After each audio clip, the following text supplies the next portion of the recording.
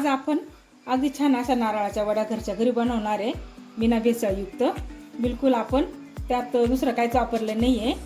तर ह्या वड्या एकदम चालू आणि एकदम साध्या सोप्या पद्धतीने आपण घरी बनवून आपण आपल्या मुलांना देऊ शकतो। मुलं असे घरामध्ये खोबरं पण खात नाही, काहीच नाही, त्यामुळे ते हे खोबरं पौष्टिक असतं। आणि मी 2 नारळापासून या वड्या तयार करणार आहे। तर तुम्ही बघा, माझा पूर्ण व्हिडिओ बघितल्याशिवाय तुम्हाला कळणार नाही। पूर्ण व्हिडिओ बघा आणि मी या वड्या कशा बनवते त्या अगदी छान आणि टेस्टी होतात आणि अगदी झटपट होतात आणि एकदम ठिसूळ।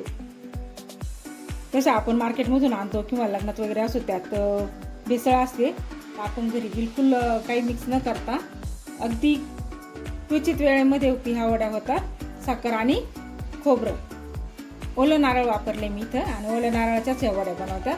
तर चला आपण ओल्या नारळाच्या वड्या तयार करायला सुरुवात करूया। इथे एक खोबरं मी 2 नारळाचं बारीक करून घेतलं, छान असं बारीक कापून आणि मिक्सरमध्ये बारीक किस करून घेतला। त्या प्रकारे करून घ्यायचंय। आपल्याला ओलं नारळ घ्यायचंय। आपण एक वाटीनं माप घेऊया, झालं किती वाट्या भरल्या इथे त्याप्रमाणे वाटी भरून एका ताटात घालून घ्यायचं। इथे मी या वाटीने 3 वाट्या नारळाचा चव घेतला, त्यातून एवढं थोडंसं उरलं ते मी साईडला ठेवणार आहे। गॅसवरती मी कढई तापत ठेवली, त्यात फक्त अगदी थोडं पाणी मी घालून घेणार आहे।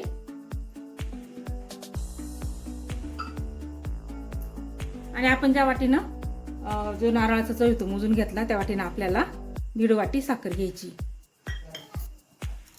1 वाटी घेतली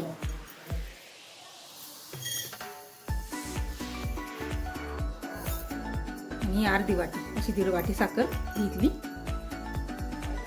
ही साखर आता छान अशी विरघळून घ्यायची आपल्याला।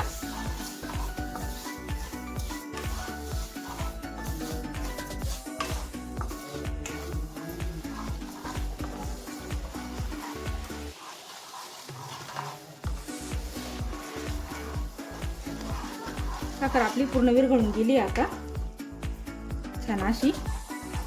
आणि आता आपण हा खवलेला किस घालून घेऊ।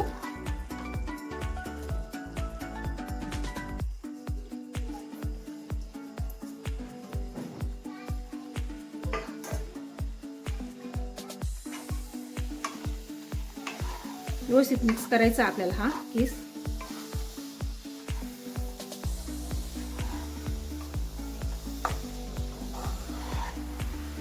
आवडत असला तुम्ही इथं कलर वापरला तरी चालेल, कलरनं पण छान कलर पण येतो त्याला। जे आपण मार्केटमधून आणतो तिच्यात कलरच मिक्स असतो, तर मी ते कलर वगैरे मिक्स काय केला नाही।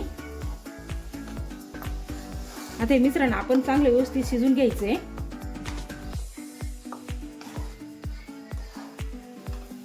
या मिश्रणामध्ये आपण हिरवी मिरची टाकून घेऊ, ती बारीक करून घेतली मी। मिक्स करून घेऊ।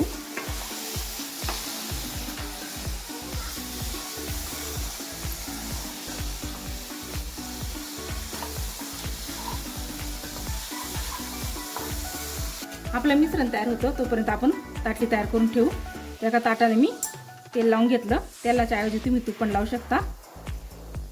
त्या प्रकारे तेल लावून घेतलं आणि आता आपण हे मिश्रण नंतर गरम गरम ओतून घ्यायचंय। आपलं आता नारळाचं मिश्रण छान असं तयार झालंय आणि आपण हे जमा केल्याच्या नंतर याचा गोळा पण होतोय। आपण एका मगाशी ताट तयार करून ठेवलं, त्या ताटामध्ये आपण मिश्रण काढून घेऊ। गॅस बंद करू।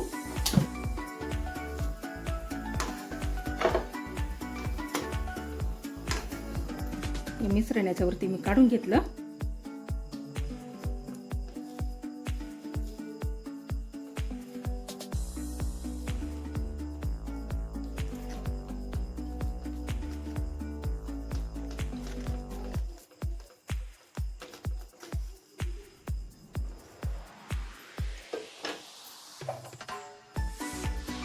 इथे एक वाटीला मी तेल लावून घेतलं, त्या वाटीनं सेट करते कारण ते खूप गरम आहे।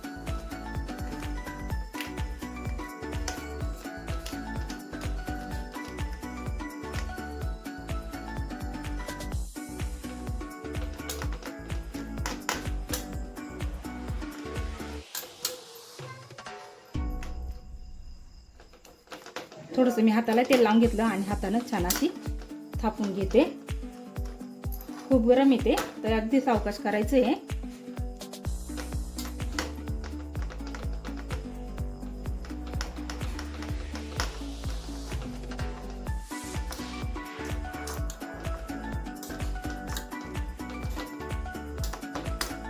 या प्रकारे थापून घ्यायचं आपण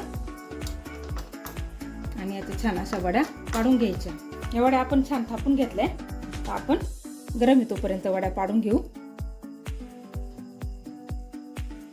थंड झाल्याच्या नंतर वड्या पडायला त्या जरा कठीण जाईल, त्यामुळे जोपर्यंत गरम येतोपर्यंत आपण वड्या पाडून घ्यायच्या आहे.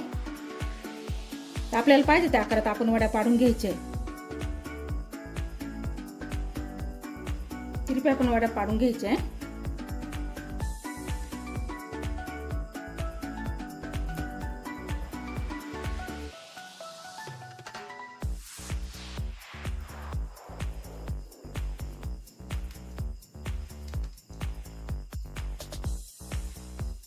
प्रमाणे मी छान असं वड्या पाडून घेतलंय आणि थंड झाला की मग आपण याच्या वड्या काढू.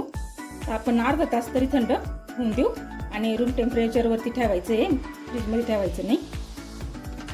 इथे या वड्या मी चाकूच्या साहाय्याने काढून घेतल्या. बघा किती छान निघाल्या त्या प्रकारे. तर आपण ज्या चौकोनी त्या घ्यायच्या आहे. या कडानं ज्या आहे त्या आपण बाजूला काढायच्या. आपण यात काढून घेऊ. सर्व वड्या मी यात काढून घेते.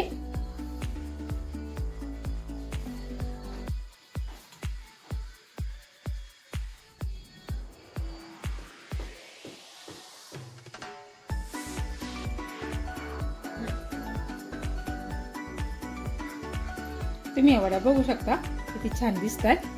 खायला तर एकच नंबर आहे. नक्की घरी तुम्ही ट्राय करा. त्याप्रमाणे आपण सर्व वड्या या डिशमध्ये काढून घेऊ. या प्रकारे मी सर्व वड्या एका डिशमध्ये काढून घेतल्या. तर तुम्ही बघू शकता या वड्या किती छान झाल्या. एकदम खायला टेस्टी आणि घरच्या घरी बिना भेसळयुक्त ही वडी तयार होते. तर आपण घरी अगदी साध्या सोप्या पद्धतीने आपण तयार करू शकतो. तर या प्रकारे तुम्ही घरी ट्राय करा. आणि माझा जरी व्हिडिओ तुम्हाला आवडला असेल तर लाईक आणि सबस्क्राईब केला. त्यामुळे काय होतं की माझे नवनवीन व्हिडिओ तुम्हाला मी टाकल्या लगेच दिसतात आणि ते पण तुम्हाला लाईक आणि सबस्क्राईब फ्रीमध्ये करायचे. तर चला मग आपण भेटूया पुढच्या व्हिडिओमध्ये.